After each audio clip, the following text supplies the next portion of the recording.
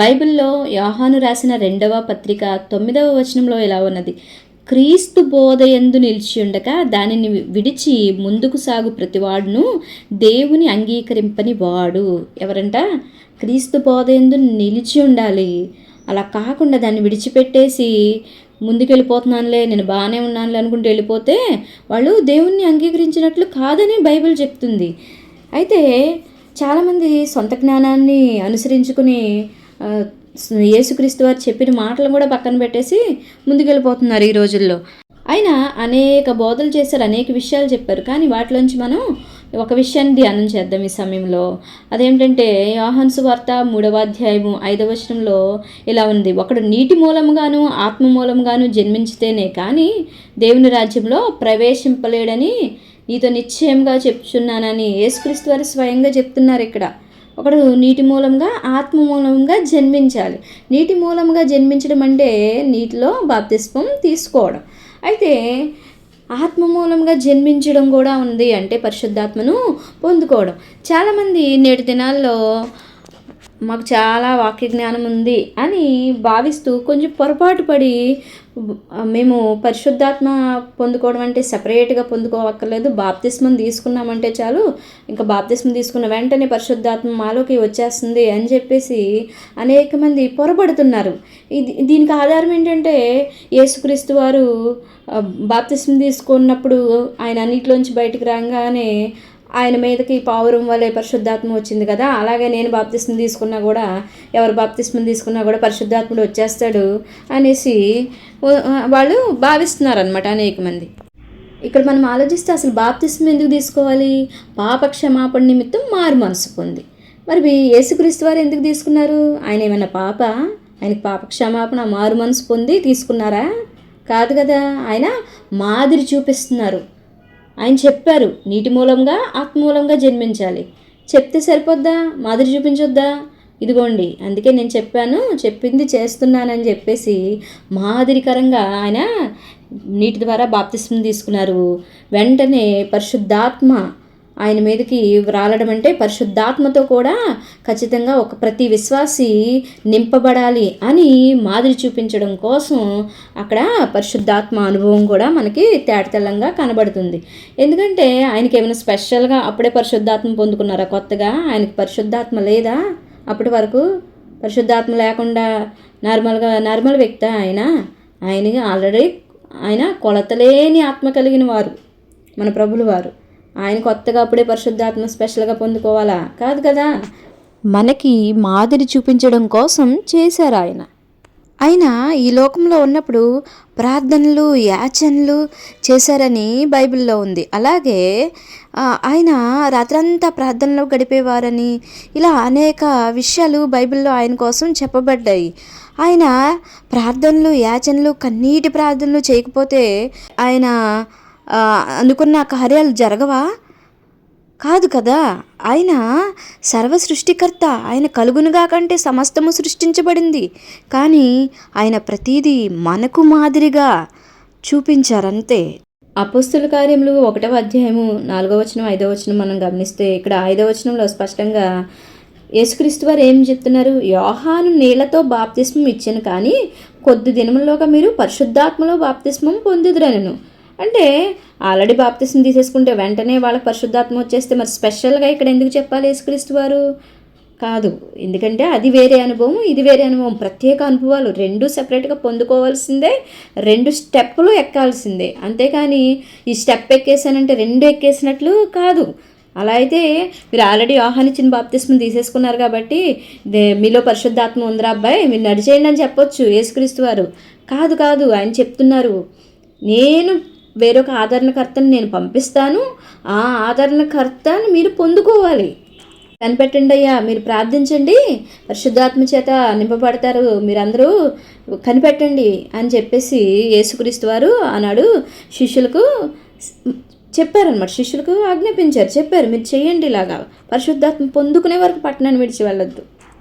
స్పష్టంగా చెప్తున్నారు, మీరు యెరూషలేము నుండి వెళ్ళక నా వలన విన్న తండ్రి యొక్క వాగ్దానం కొరకు కనిపెట్టుడి. వెళ్ళిపోయి ఎప్పుడో పొందుకొండ్రా అనట్లేదు, వెళ్ళొద్దు. వెళ్ళి నేను చెప్పాను కదా, నేను వెళ్తాను, వేరొక ఆదరణకర్తను మీకు పంపిస్తానని, అతను సర్వసత్యంలోకి మిమ్మల్ని నడిపిస్తారని. ఆ ఆదరణకర్తను పొందుకునే వరకు మీరు వెళ్ళొద్దు, ఖచ్చితంగా ఇక్కడ ఉండి పొందుకునే తీరాలని చెప్పేసి యేసుక్రీస్తు వారు స్పష్టంగా చెప్తున్నారు. శిష్యులో ఇంకొకరు కాదు, స్వయం యేసుక్రీస్తు వారే చెప్తున్నారు. కాకపోతే అనేక మంది ఏం చేస్తున్నారంటే ఈ వాక్యాలని సరిగా గ్రహించకనో మరి ఏమో తెలియదు, కానీ పొరపాటు పడి పరిశుద్ధాత్మను స్పెషల్గా పొందుకోవక్కర్లేదు, బాప్తిసం తీసుకుంటే సరిపోద్ది అని మరి యేసుక్రీస్తు వారి బోధన అనుసరించకుండా నడుస్తున్నారు. మనం విమర్శించాం, కానీ వాళ్ళ కోసం కూడా మనం ప్రార్థన చేయాల్సిన బాధ్యత ఉన్నది. కాకపోతే అనేక మందిని ట్రాక్ తప్పిస్తున్నారు కాబట్టి ఈ విషయం గురించి మనం మాట్లాడాల్సి వస్తుంది. భక్తులు కూడా ఇలా చెప్తున్నారు. రోమపత్రిక 8వ అధ్యాయము 9వ వచనంలో, ఎవడైనను క్రీస్తు ఆత్మ లేనివాడైతే వాడు ఆయన వాడు కాదు.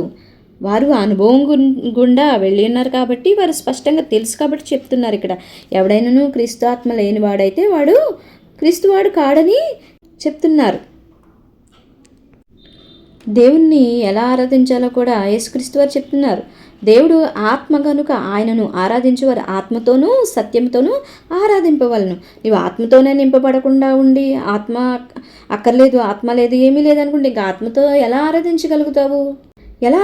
ఇంతకీ పరిశుద్ధాత్మని ఎలా పొందుకోవాలి?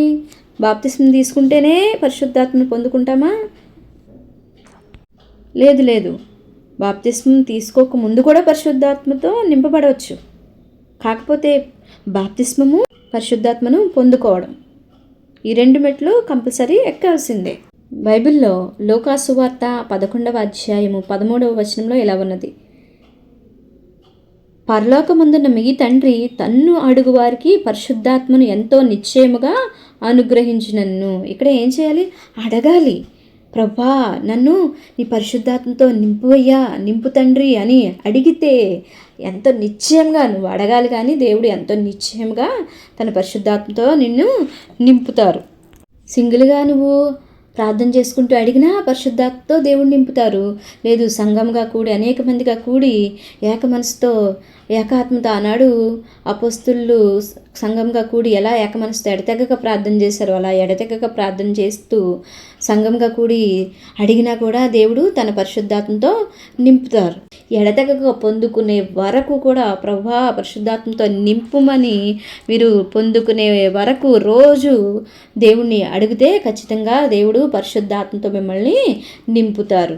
పరిశుద్ధాత్మను పొందుకునే వరకు కూడా దేవుణ్ణి అడుగుతూనే ఉండాలి. అందుకే దేవుడు పొందుకునే వరకు కూడా పట్టణం విడిచి వెళ్ళొద్దని చెప్పారు. బైబిల్లో అపొస్తలుల కార్యము 10వ అధ్యాయము 44వ వచనం ప్రకారం గమనిస్తే పరిశుద్ధాత్మను రెండవదిగా ఎలా పొందుతారంటే, వారు వాక్యము వినుచుండగా పరిశుద్ధాత్మతో నింపబడిరి. ఎవరైతే వాక్యం శ్రద్ధగా వింటూ పసిపిల్లల హృదయంతో వాక్యాన్ని అంగీకరిస్తారో వారిని వాక్యం ప్రకటించబడుచుండగా ఆ సమయంలోనే దేవుడు తన పరిశుద్ధాత్మ శక్తి చేత నింపుతారు. మూడవదిగా మనం చూస్తే అపోస్తలుల కార్యములు 19వ అధ్యాయము 6వ వచనంలో పౌలు గారు చేతులుంచుట ద్వారా అక్కడ వారు పరిశుద్ధాత్మతో నింపబడ్డారని రాయబడి ఉన్నది. అంటే ఆ ఆత్మాభిషేకం కలిగిన అభిషిక్తులు చేతులుంచడం ద్వారా కూడా పరిశుద్ధాత్మతో నింపబడతారు. అయితే ఇక్కడ ఒక విషయం గమనించాలి. ఆనాడు వారిని మీరు పరిశుద్ధాత్మను పొందితురా అని అడిగితే వాళ్ళు ఏమన్నారు? పరిశుద్ధాత్ముడు ఉన్నాడన్న సంగతి మేము వెళ్ళలేదని చెప్పారు. అంటే పాపం వారికి తెలియదు పరిశుద్ధాత్ముడు ఉన్నాడని. ఎందుకంటే వాళ్ళ వరకు ఆ బోధ యేసుక్రీస్తు వారు చెప్పిన బోధ వెళ్ళలేదు ఆనాడు. ఇప్పుడంటే మనకు బైబిల్ ఉంది, అప్పుడు బైబిల్ లేదు చదువుకోవడానికి. వారికి ఆ యేసుక్రీస్తు బోధలు అప్పటికి అంత రాయబడలేదు కాబట్టి ఈ శిష్యుల ద్వారా ఆ నోట ఈ నోట తెలియడమే తప్ప వారికి మనకులాగా ఇలాగ ఒక గ్రంథంగా యేసుక్రీస్తు బోధలు అప్పట్లో లేవు కాబట్టి వాళ్ళకి ఈ మాట వెళ్ళదా, యేసుక్రీస్తు వారు పరిశుద్ధాత్మ పొందుకోమన్నారన్నమాట. అందుకే పాపం వాళ్ళకి తెలియదు. అయితే పౌలు గారు ఎప్పుడైతే చెప్పారో వాళ్ళు పసిపిల్లల హృదయంతో అంగీకరించారు కాబట్టి వెంటనే దేవుని పరిశుద్ధాత్మ చేత వారు నింపబడ్డారు. కానీ ఈ రోజుల్లో మనం చూస్తే చాలామంది మాకు చాలా వాక్య జ్ఞానం ఉంది, చాలా బైబిల్ పరిజ్ఞానం ఉంది, ఆ గ్రంథాలు తెలుసు ఈ గ్రంథాలు తెలుసు అనుకుంటూ జ్ఞానాన్ని ప్రదర్శించుకుంటున్నారు, కానీ పసిపిల్ల హృదయంతో దేవుణ్ణి అడగట్లేదు. అసలు పరిశుద్ధాత్మ లేదు, పొందుకోవక్కర్లేదు అనేవాళ్ళు ఒక్కసారైనా కనీసం ఒక వారం రోజులో కొన్ని రోజులైనా ప్రభువా పరిశుద్ధాత్మ లేదని నేను అనుకుంటున్నాను, కానీ నువ్వు నిజంగా ఉంటే నీ ఆత్మతో నన్ను నింపయ్యా, పరిశుద్ధాత్ముడా నా పైకి దిగిరా అని నిజంగా ప్రార్థన చేశారా? ఒకరోజు చేస్తే అవ్వకపోతే, ఒక పూట చేస్తే అవ్వకపోతే ఇంక లేనట్లేనా? ఒక 2 రోజులు ఎండగా అయిపోతే సూర్యుడు లేనట్లేనా? కాదు కదా. పొందుకునే వరకు, పరిశుద్ధాత్మను పొందుకునే వరకు అడగండి. జ్ఞానాన్ని పక్కన పెట్టేయండి. అందుకే యేసుక్రీస్తు వారు లోక సువార్త 10వ అధ్యాయము 21వ వచనంలో, మత్తయి సువార్త 11వ అధ్యాయము 25వ వచనంలో ఇలా చెప్తున్నారు, జ్ఞానులకును వివేకులకును ఈ సంగతులు మరుగుపరిచి పసిబాలురకు బయలుపరిచినావు.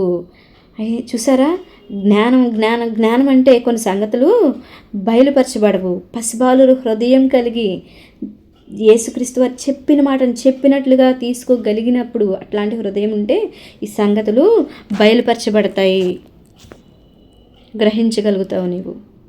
అందుకే యేసుక్రీస్తు వారు పదే పదే చెప్తున్నారు, తన్ను అడుగువారికి నిశ్చయముగా పరిశుద్ధాత్మను అనుగ్రహిస్తారు దేవుడని. నేను పరిశుద్ధాత్మను పంపిస్తానయ్యా, నేను మీకు ఆదరణకర్తను, మీరు పొందుకోండి అని అన్నిసార్లు ఎందుకు చెప్పారు శిష్యులకు? లేదు నా జ్ఞానాన్ని పట్టుకుంటాను, నాకు తెలిసింది చాలా వాక్య జ్ఞానం ఉంది అనుకుంటే అక్షరము చంపును కానీ ఆత్మ జీవింపచేయను అని ఉంది. నీ జ్ఞానాన్ని పట్టుకుని మరి నువ్వు నరకానికి పోతావో, లేకపోతే నీటి మూలంగా ఆత్మ మూలముగా జన్మించి పరలోక రాజ్యానికి వెళ్తావో నీ చేతుల్లోనే ఉంది. 1 కొరింథీ 1వ అధ్యాయం 20వ వచనంలో ఇలా ఉంది, ఈ లోకపు తర్కవాది ఏమాయను, ఈ లోకపు జ్ఞాని ఏమాయను అని. అలాగే మన జ్ఞానాన్ని పట్టుకుని మనం ముందుకు వెళ్తే సరిపోదు. పసిబిడ్డ హృదయంతో ఆయన బోధను, ఆయన చెప్పిన మాటలను అంగీకరించగలిగే హృదయం నీకు ఉండాలి. నువ్వు లోక సంబంధిగానే ఉండాలి అని నువ్వు అనుకుంటే ఏం చేయలేము. ఎందుకంటే యోహాను సువార్త 14వ అధ్యాయం 17వ వచనంలో ఎలా ఉంది, లోకం ఆయన్ను చూడదు ఎరుగదు కనుక ఆయన్ని పొందనేరదు.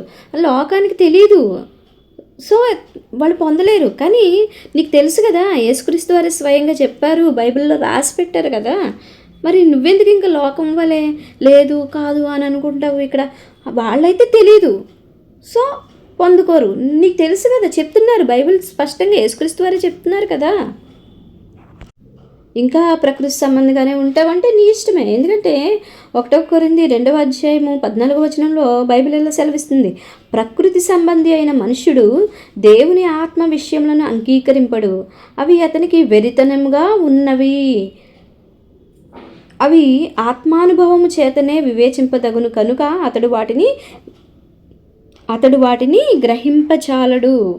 అయితే ప్రకృతి సంబంధిగా ఉన్నంత వరకు కూడా ఆత్మ విషయాలు, పరిశుద్ధాత్మ గురించిన విషయాలు అర్థం కావు. అవి ఎవరికి చెప్పినా కూడా వెటకారం చేస్తూ ఉంటారు. చాలామందిని చూస్తే వాళ్ళు ఏంటి గంతులేస్తారు, ఎగురుతారు, లేకపోతే కోళ్ళను పిలుస్తున్నట్టు, పక్షులను పిలుస్తారు, అలా ఎలా అంటారు అని భాషలు మాట్లాడుతున్న వాళ్ళని చూసి హేళన చేస్తూ ఉంటారు. అయితే ఆత్మ విషయములను ప్రకృతి సంబంధి అంగీకరించలేడు, అతనికి అవి వెరితనంగా ఉన్నవి. ఎందుకని? అవి ఆత్మానుభవం చేతనే వివేచింపదగును కనుక అతడు వాటిని గ్రహింపజాలడు. సో అతనికి ఏంటంటే ఆత్మే పొందుకోకపోతే ఇంకా ఆత్మ తర్వాత నెక్స్ట్ అనుభవాలు, భాషలు మాట్లాడడం, ఇంక ఇవన్నీ ఎలా అర్థమవుతాయి? వరాలు ఇంకా ఎలా అర్థమవుతాయి? అర్థం కాదు కదా. అర్థం కాక ఏమనిపిస్తే వెరితనంగా అనిపిస్తాయి అనమాట. ఎందుకంటే దేవుడు ఏం చెప్పి, యేసుక్రీస్తు వారు స్వయంగా నువ్వు ఆత్మ మూలంగా కూడా జన్మించాలి, పరిశుద్ధాత్మను తప్పకుండా పొందుకోవాలి, పొందుకునే వరకు మీరు మేడగది వెళ్ళొద్దని శిష్యులకు కూడా చెప్పారు, పొందుకోవాలని వాక్యంలో ఉంది. అయితే అదంతా వదిలేసి నాకు జ్ఞానం ఉంది, లేకపోతే మా పాస్టర్ గారు చెప్పారు, మా గొప్ప సేవకులు చెప్పారు, జ్ఞానం కలిగిన వాళ్ళు చెప్పారు అనుకుంటూ ముందుకెళ్తే యేసుక్రీస్తు బోధనే వదిలేసావు. దూలాన్నే పెట్టుకుని పక్కన వాళ్ళు ఏదో ఎగురుతున్నారు, గంతుతున్నారు, అదేంటి ప్రవక్తల ఆత్మలు స్వాధీనంలో ఉన్నాయి కదా అని చెప్పి ఆ నలుసుని పట్టుకుని వేలాడకూడదు. వాళ్ళు ఏదో తెలుసో తెలియకో ఆత్మని కంట్రోల్లో చేసుకోవాలి, బైబిల్ ఉంది, క్రమంగా ఉండాలి, అల్లరిగా ఉండకూడదు అని ఉంది. ఏదో కొంతమంది కంట్రోల్ చేసుకోకుండా అలాగా చేస్తున్నారు. అదొక నలుసు. ఆ నలుసుని పట్టుకుని అసలు పరిశుద్ధాత్మే లేదనే దూలాన్ని నువ్వు తీసుకోకుండా ఆ చిన్న ఎగురుతున్నారు, నీకు అర్థం కాని భాష, వెటకారంగా భాషలు మాట్లాడుతుంటేనేమో ఒబ్బొబ్బ అంటున్నారు, అదేంటి అంటూ వెటకారం చేయడం, అది ఆల్రెడీ బైబిల్లో చెప్తుంది, నువ్వు ఆత్మతో నింపబడిపోతే నీకు వెరితనంగా ఉంటుంది. ఎందుకంటే ఆత్మచేతే వివేచింపబడతాయి తప్ప వాటిని గ్రహించే శక్తి నీకు లేదు. కనుక ముందు పొందుకో. యేసుక్రీస్తు వారే ఇలాంటివన్నీ జరుగుతాయని మనకి స్వయంగా చెప్పారు. ఏమని? మత్తయి సువార్త 12వ అధ్యాయము 31, 32 వచనాల్లో గమనిస్తే, మనుష్య కుమారునికి వ్యతిరేకంగా మాట్లాడిన పాపక్షమాపణ కలుగుతుంది, కానీ పరిశుద్ధాత్మకు వ్యతిరేకంగా మాట్లాడినా, పరిశుద్ధాత్మను దూషించిన పాపక్షమాపణ లేనే లేదని ఉంది. నీకు తెలియదా? ఆ అనుభవం లేదా? మౌనంగా ఉండు. అంతేగాని దూషించి వెటకారం చేసి హేళన చేసి వెరితనంగా మాట్లాడేవనుకో, నేనేమి తీర్పు తీర్చను, కానీ వాక్యం సెలవిస్తుంది వారికి పాపక్షమాపణే లేదని. ఎందుకంటే మనిషి కుమారుడు అనగా యేసుక్రీస్తు ఆయనకు వ్యతిరేకంగా దూషించిన పాపక్షమాపణ, ఆయనకు వ్యతిరేకంగా మాట్లాడిన పాపక్షమాపణ కలుగుతుందంట. ఎందుకని? ఆయన దేవుడనే నువ్వు అంగీకరించలేదు, వాళ్ళకి తెలియలేదు కాబట్టి, వాళ్ళు ఆయన దేవుడు అనుకోలేదు కాబట్టి, అనుకోవట్లేదు కాబట్టి వాళ్ళు అజ్ఞానంగా మాట్లాడుతున్నారు, వాళ్ళ కన్నులు మూసివేయబడ్డాయి కాబట్టి. కానీ యేసుక్రీస్తున్నారని, ఆయనే నిజమైన దేవుడని అంగీకరించి గ్రహించిన నీవు ఆయన చెప్పిన మాటను వదిలేసి పరిశుద్ధాత్మ లేడు, అదంతా యాక్షను పూనకము అన్నట్లు దూషిస్తా హేళన చేస్తా మాట్లాడితే, స్వయంగా యేసుక్రీస్తు వారు చెప్పిన మాటనే నువ్వు కాదని తృణీకరిస్తే మరి నీకు ఎలా పాపక్షమాపణ కలుగుద్ది? అందుకే హెచ్చరిస్తున్నారు అక్కడ, జాగ్రత్త సుమా అని. ఆనాడు కూడా పరిసయ్యులు, ధర్మశాస్త్రోపదేశకులు యేసుక్రీస్తు వారు చెప్పిన బోధను అంగీకరించలేకపోయారు. యోహాను సువార్త 9వ అధ్యాయము 39 నుంచి 41 వరకు ఉన్న వచనాలు మనం గమనిస్తే, అప్పుడు యేసు చూడని వారు చూడవలను, చూచువారు గ్రుడ్డివారు కావలను అను తీర్పు నిమిత్తము నేను ఈ లోకమునకు వచ్చునని చెప్పెను. ఆయన యొద్దనున్న పరిసయ్యుల్లో కొందరు ఈ మాటలు విని, మేము గ్రుడ్డివారమా అని అడిగిరి. అందుకు యేసు, మీరు గ్రుడ్డివారైతే మీకు పాపము లేకపోవును, కానీ చూచుచున్నామని మీరు ఇప్పుడు చెప్పుకొనుచున్నారు గనుక మీ పాపము నిలిచి ఉన్నదని చెప్పెను. మేము చూస్తున్నాము, అంతా గమనిస్తున్నాము అని అనుకుంటున్నారు, కానీ యేసుక్రీస్తు వారు చెప్పేది వారు గ్రహించలేకపోతున్నారు. ఆయన బోధను గ్రహించే హృదయం కానీ, ఆయన కార్యాలు చూసే కన్నులు కానీ వారికి ఆనాడు లేకుండా అంధత్వము, గుడ్డితనము కమ్మివేసింది.